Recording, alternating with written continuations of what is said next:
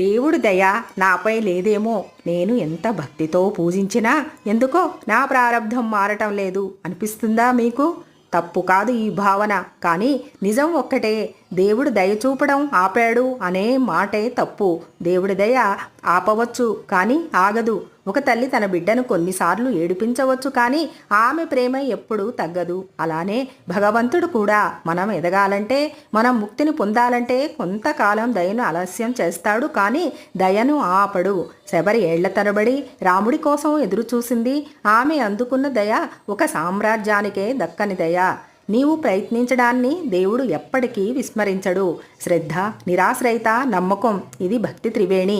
నీ జపం, నీ పూజలు, నీ కన్నీళ్ళు ఇవన్నీ గాల్లో కలవవు. ఒకరోజు ఇవన్నీ దేవుడు పాదాల దగ్గరికి చేరుతాయి. అప్పుడు ఒక్క క్షణం అతని వైపు తిరిగిన కళ్ళకే సముద్రమంత ప్రేమను ప్రసాదిస్తాడు. నీకు దయలేదనిపిస్తే ఒక పని చేయాలి. తనకు దయలేదనిపించిన నారదుడు ఒకసారి విష్ణుమూర్తిని అడిగాడు, ప్రభు, నాకు ఏం తక్కువైంది అని. అప్పుడు విష్ణువు, తన కోసం కాదు ఇతరుల కోసం ఏడ్చేవాడే నిజమైన భక్తుడు అన్నాడు. అప్పటి నుంచి నారదుడు దేవుడి పేరును పాడుతూ ఈ ప్రపంచాన్నే తిరిగాడు.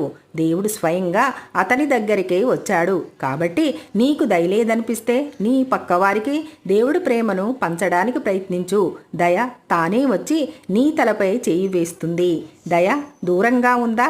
అయితే నీవు దగ్గరవై తీరాలి. దయ ఆగదే. మనమే ఆ దయను అర్హత లేని మనసుతో చూడలేకపోతున్నాము అని. కాబట్టి దేవుడి ప్రేమ కోసం మనమెంతో దయగా ఉండాలి. నువ్వు అడిగావు కాబట్టి ఇదిగో నీ హృదయంలో నా దయను ప్రవేశపెడుతున్నాను అంటాడు. దయ లేదన్న భావన కలిగితే ఆ దయ కోసం ఇంకా లోతుగా దిగాలి. ఒక మంచి పని చేయాలి. ఒక్కసారి ఎటువంటి కోరిక లేకుండా ఆ దేవుడిని ప్రేమించాలి. అప్పుడు ఆయన దయ నదిలాగా, అగ్నిలాగా, ప్రేమలాగా పరిగెత్తుకొస్తుంది.